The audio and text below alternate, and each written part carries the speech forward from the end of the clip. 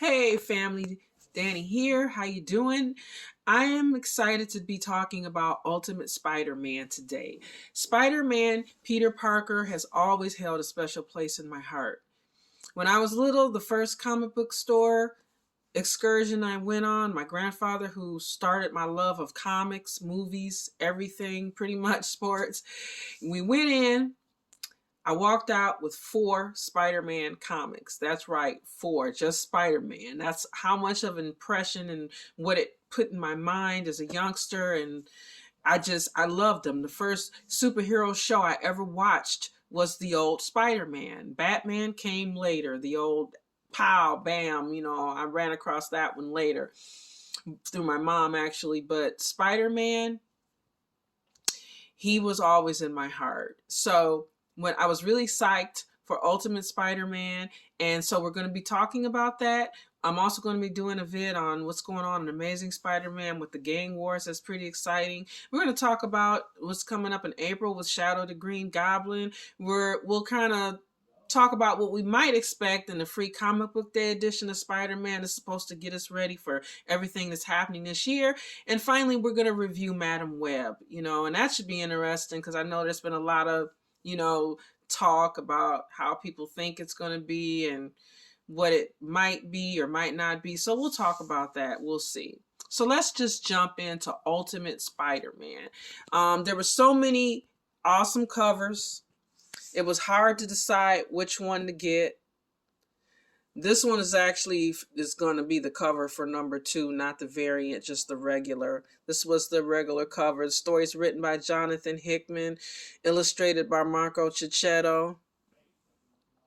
I like this one. I thought it was cute. I actually have another cover that I'm waiting on. These covers were really popular. They had one that had the sketch of the characters. That one was pretty popular, and I'm going to put them up on my Instagram so you guys can see. But let's just jump into the story, shall we? Well, you know what? First, let me say this. I want to preface this by saying I was probably one of the few people who had maybe a couple reservations. I was wondering, were we just going to get the quintessential what if story? Just like, okay, well, what if Spider-Man never got bit and he's able to have an actual stable relationship and be happy and just have a normal life, and how that would be, and that's it. And we might get 4 issues, a short run on that. I didn't think we would probably get what we got, which was the seeds of such a rich story. And also, this was set up. So let's just get into like the setup. Okay, so we open up our comic, and we get a little bit of history here. So 20 years ago, the Maker prevented a radioactive spider from biting a young Peter Parker. He likewise prevented the creation of any other superheroes and formed a secret council to rule the world from the shadows. So let's stop there. So the Maker was basically an evil version. I'm going to try to simplify this. You can read about this in Ultimate Invasion and Ultimate Universe to get there. I mean, it's a great deep story, a great run. Basically, the Maker was like an evil version of Reed Richards, and he really wants to control the world. And so he decides to steal relics. He steals about 1,000 relics. I think they only found maybe almost 100. And he also goes back in time to basically prevent catalysts. So he to prevent things from happening. So to prevent things like, Spider-Man being bit, Peter Parker being bit, he literally goes to that point and he stops it. And I'm going to put on my site a list of, because he actually made a list of all these heroes that he killed, like the Fantastic Four, heroes that he has under his control, such as the Hulk, who was actually on this council. The council is called the Illuminati. Sound a little familiar. Also Howard Stark, and heroes that he's holding captive, like Thor. So he's got a whole kind of like a hit list, kind of a little bit like Arya and Game of Thrones, if you remember her list. So he's keeping track, or maybe like Santa Claus. He's keeping track of what he's doing. And so he wants to have this council. He wants to control the world. And so he figured if he prevented all these things, then there wouldn't be any superhero. And like I said, if you got to read Ultimate Invasion, Ultimate Universe, it's very very, very interesting. This is a really deep, deep background story as to how these universes, how this all came about, because Iron Man in that universe was not Tony Stark, it was actually Howard Stark. So there's a lot of things that are different in that universe. So let's go back to what we have here. So when Tony Stark learned the dark history of the universe, he had this conversation with his dad. He sought to undo it, prompting the Maker's Council, that's the Illuminati there, to attack Manhattan, killing thousands and frame Stark for it. Peter Parker has lived his life unaware of the Maker's Council or the truth behind the spider, but that is about to change. So we go in and we find, this is Peter Parker. He's 35. Life is going, it's not going bad for him. It's going good, but he's living his life. He feels like something is missing, something is missing. And you look at him, you can tell he's older, there. He's waking up, getting ready. There's his kids. So we have May here, who was obviously named after Aunt May.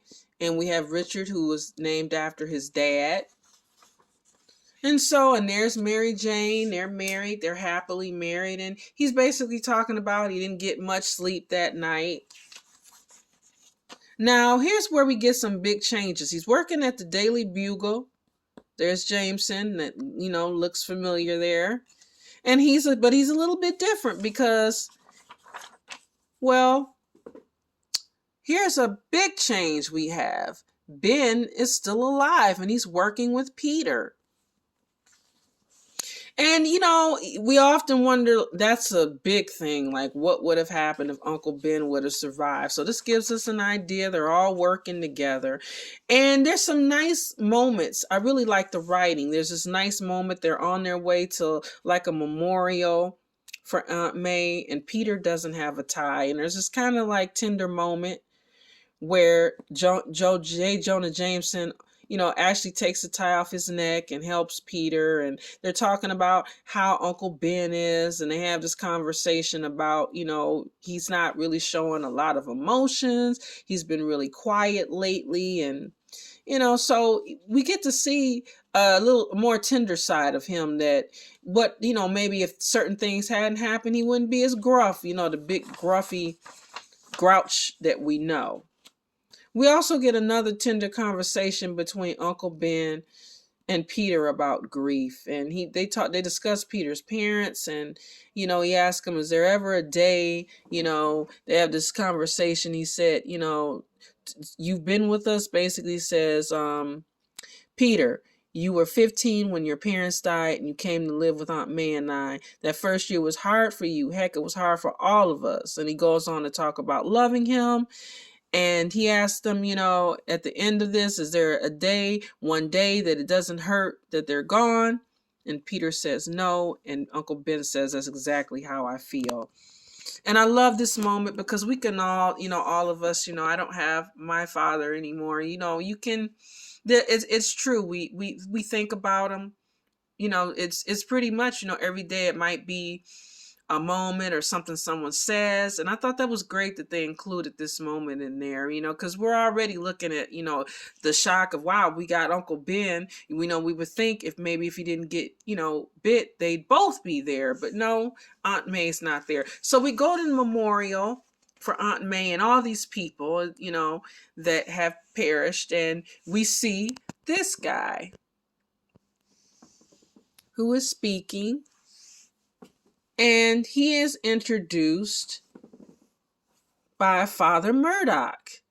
Yes, that's Matt Murdock. And, in this universe, he is a priest. He's also a priest right now in his run. But we know there's other universes. So that's, but right here, we don't really know what exactly. I don't know if this would be like, it couldn't be the same that's in his run right now. So we don't know if he knows he's Daredevil, is he just a priest? But here we are. We do have Father Murdoch. And he introduces Harry Osborn. And another big difference here is that Peter and Harry don't know each other. They don't know each other at all. They weren't friends. Mary Jane's met him once in passing. And so his parents were killed in this, terrorist attack too. So he gives a speech, and it starts off really, nice, and he talks about some memories that he has of his father, but then it gets a little vengeful, and a little bit like the Harry we know later on in the Spider-Man films, like when he was like all vengeful Harry, I'm gonna kill Spider-Man, that Harry. So we get a little, inkling that okay, he's gonna be out for blood. So they do this memorial, and Peter goes back to work. And when he goes back to work, all heck is breaking out at the Daily Bugle, and he comes back to find out that J. Jonah Jameson's been fired.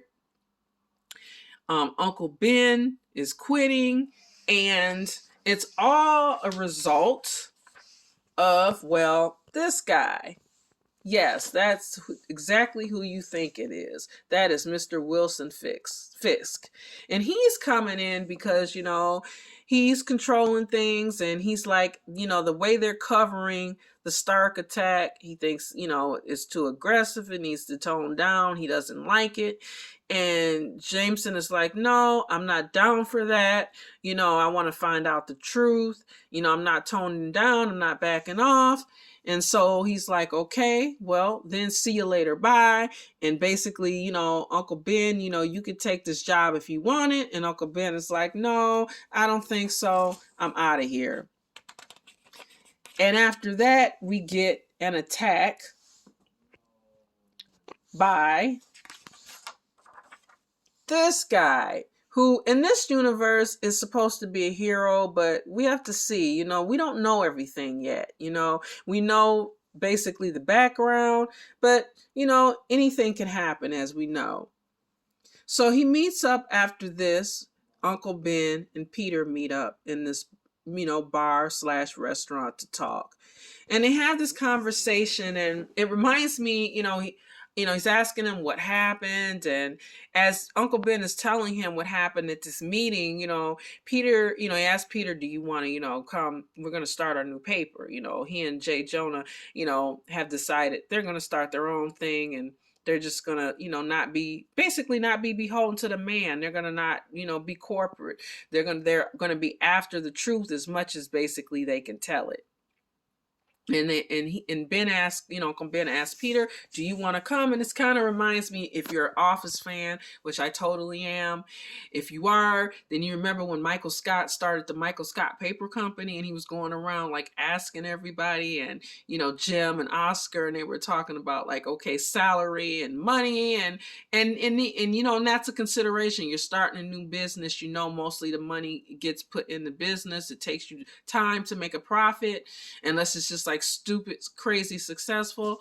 So basically, Peter has those questions. He's got 2 kids, he's got a wife, so he's like, well, I want to, but I got to think about it because I got bills to pay. But and then he starts telling him how he's basically feels like he's sleepwalking through life, and he's just treading water basically.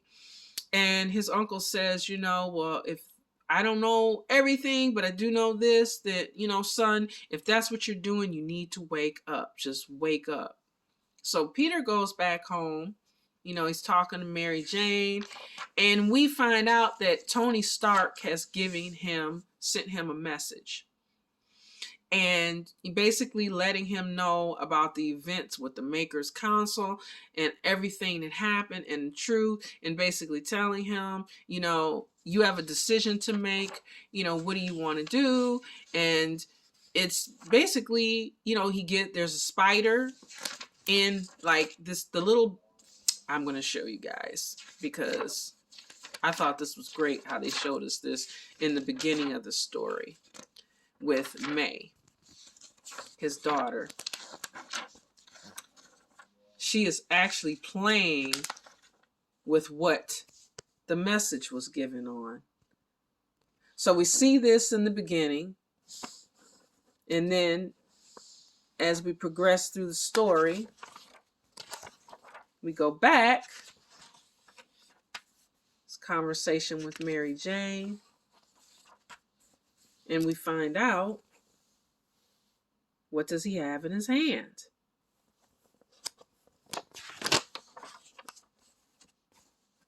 And he asks him, you have to make a decision. And he's telling him he sent these messages. He's went 6 months in, and he sent these messages. And he says, we go back to the top. 20 years ago, you were supposed to be bitten by a radioactive spider. This would have given you amazing powers, and with them, you would have become one of Earth's most prominent heroes. And he tells him, I'm repeating this with others like you, and in 6 months, if I've done this correctly, I will exit this room to find an Earth that has regained its heroes. And he tells him, you have a chance to regain all that's taken from you. Do you want it back? Is the question. And we find out the answer to that is yes. Guys, I really, really, really love this comic. Like I said, I thought the writing was great. I thought the illustrations were great. I love the rich relationships that we already see, how tight he and Mary Jane are, his whole family life. It's great to see how close he is with Uncle Ben. Yes, it's sad that we don't have an Aunt May, but the family did not fall apart. We see the softer side of Jonah and Uncle Ben being buds. I thought was a great touch. The fact that, all these heroes are going to be coming back together and that this all ties into previous events is awesome. Like I'm glad I went into this one not really knowing that much about that particular previous story or even connecting it. I didn't even really connect it. I really thought, like I said, we were getting a what if, but it's pleasant. It's pleasant to be surprised, and I'm just looking forward to it. I know that we're going to be having an Ultimate X-Men, an Ultimate Black Panther, so I'm looking forward to all those tie-ins and just everything that's happening in the Spider-Man world. Like I said, we're going to be talking about gang wars, and that's going to be very exciting. There's a lot going on with that. And I just thought, like I said, this one was great. I know a lot of people have been complaining, over the years about Spider-Man and, different runs. And, it's been polarizing depending on, who you're talking to. But I thought here, this was like, they really, really, really got it right. It's kind of like, I think we have our cake and eat it too. And it's going to up the ante. I mean, this is a Spider-Man, who is really, really stable, even though he's restless. He's really, really stable, and he's got a lot to lose because he hasn't had all those battles. He's not that kind of world weary. I mean, he's a person who lost his parents at an early age, and that was, traumatic for him. And I'm not discounting that, but he's not the Spider-Man has had all these battle after battle after battle and loss. I mean, if you've been reading Spider-Man over the years, he's gone through so much. His relationships, let's not even talk. That's a whole nother thing. And he's just gone through so much. But this is a Spider-Man who basically, I mean, things have been pretty smooth for him. So he's jumping into something, and this is a shocker. So it's going to be interesting to see. And also, it's a difference between being 35 and being 15 with a shock like this. So, even though we got to see, okay, him as a young person, dealing with the powers and different things, well, 35, he's got a whole different mindset, even with or without a family. But like I said, with the family, it just ups it more. And I just think, like I said, with all the action, like, Harry, what is going on with him? What kind of stuff has he got cooked up? We got the Green Goblin appearing already. Wilson Fisk, what is his involvement in it? And the other heroes that are going to be woken up. Who's going to say yes? Who could possibly say no or kind of drag their feet on it? Are everybody going to get together and get along well and be on the same page? Are they going to really interact? Or are they going to be dealing with each other maybe in separate spots? There's just so many questions left to be answered, and I think this comic just leaves us wanting for more. Let me know what you guys think. Like I said, we will be talking about what's going on in gang wars and new stuff coming up. But as always, stay different and talk to you guys soon. Bye.